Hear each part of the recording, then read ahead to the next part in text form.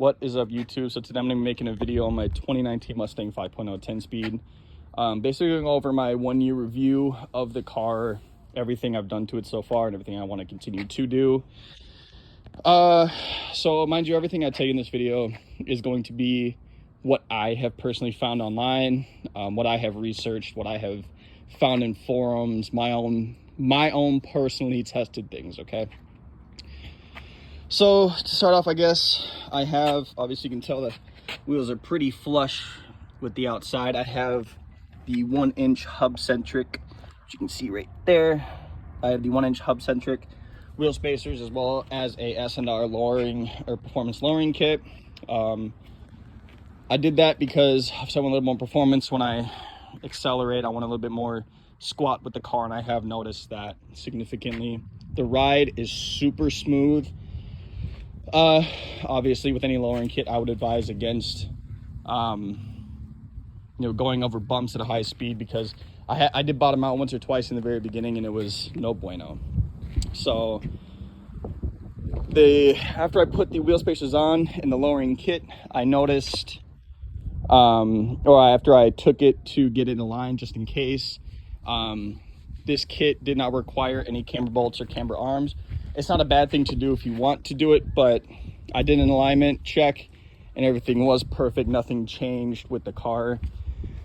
Going to the back here, nothing has changed. I plan to keep the wing on. I like the wing in this car personally, but obviously I put a taillight kit on. I did notice over here it's starting to crack, probably because of the heat. I live in Arizona, so as you can tell, it's just hot as shit. And if you're from Arizona, you know how hot it is as well. Up top of the hood vents, you can see here, I did put bigger hood vents on the car. From what I saw online in a bunch of forums, is that the factory hood vents that Ford puts are not very good at heat extraction. So these are about twice the size of the normal ones. I did bolt them down a little too hard, which is kind of on me, but it's whatever. I plan to replace them in the future, but this is just beginning stuff for now. What else is there? Exhaust. The exhaust, I have a Roush Xpipe and a C&L axle back. So it is technically straight pipe. There are no mufflers. From the cat's back, it is just all the way straight piped. It's not annoyingly straight pipe, but it is very nice. I do recommend, though, if you have a Roush Xpipe, to do some kind of axle back or something, because Xpipe is very raspy, and I personally hated it. It, to me, sounded like shit. So if you are anybody who's looking to do an Xpipe on a 5.0, please do something, whether it's a cat back or an axle back exhaust in the rear, because believe me, sounds like ass. Coming to the engine, nothing has changed. It is completely stock outside of the cold air intake, but I did take the engine cover off.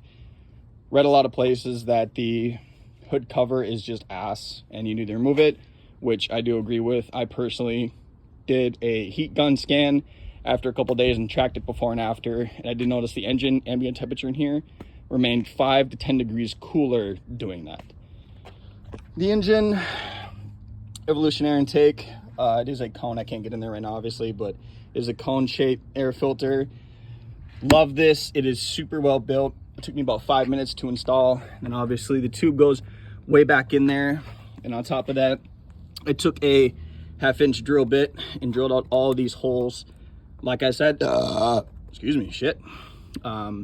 This is my own personal thing that I did. I read a lot of studies that showed that this, obviously you can tell where I drilled some of these holes, but I did read a lot of areas and a lot of forums that said that these are super restrictive.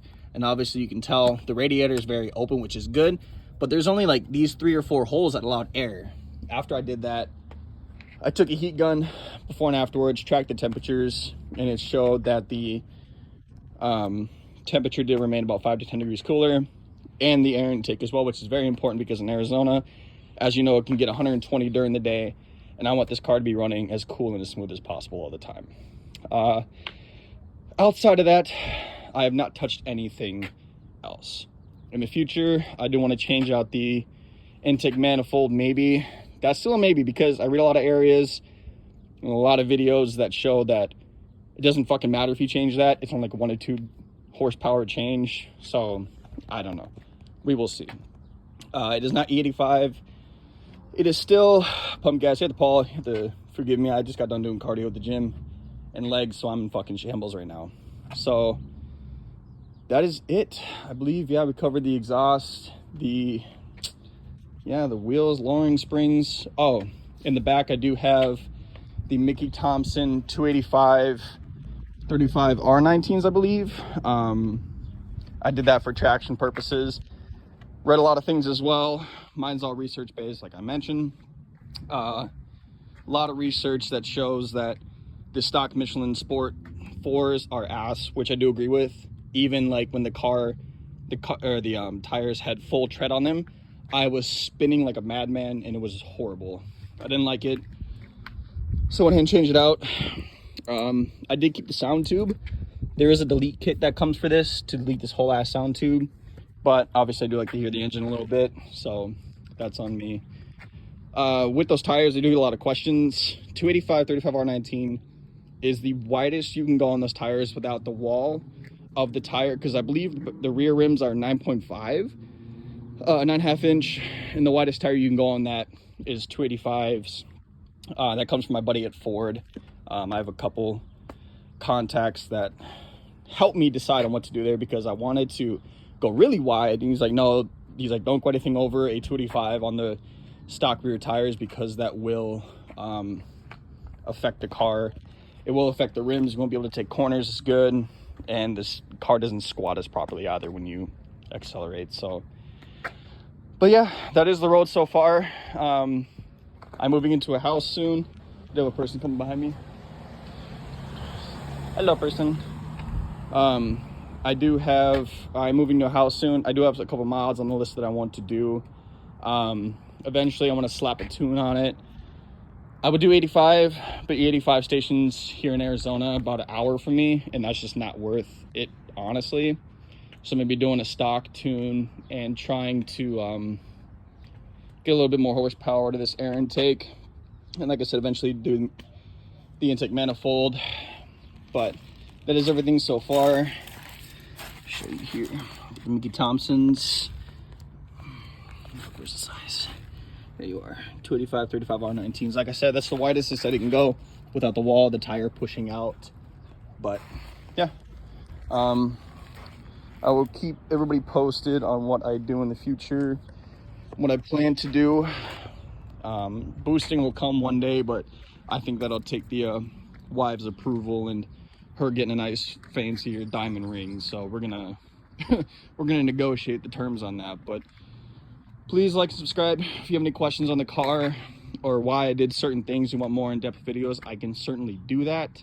Because I do get a lot of questions about why I did the hood vents, the camber, like I said, the alignment when it comes to the wheel spacers, the lowering springs, the air intake, why I chose this as well. So if you have any questions, please let me know. Like I said, mine is all research based, what I have done myself, so don't take my video for granted. Everything I have done is what I have found personally, so please don't follow my video based on what I do. If you live in a local area in Glendale, Arizona, like I do, then you'll know what it's like out here, and maybe you can follow some of what I do. So yep, that's all I have. Like I said, if you have any questions, please let me know, and I will try to answer them as best as I can based off of what I have found. So that is it. And yeah, y'all have a good day. Like I said, please like and subscribe. Please let me know any questions you guys have, and I will try to answer them as best as possible. But y'all have a good day.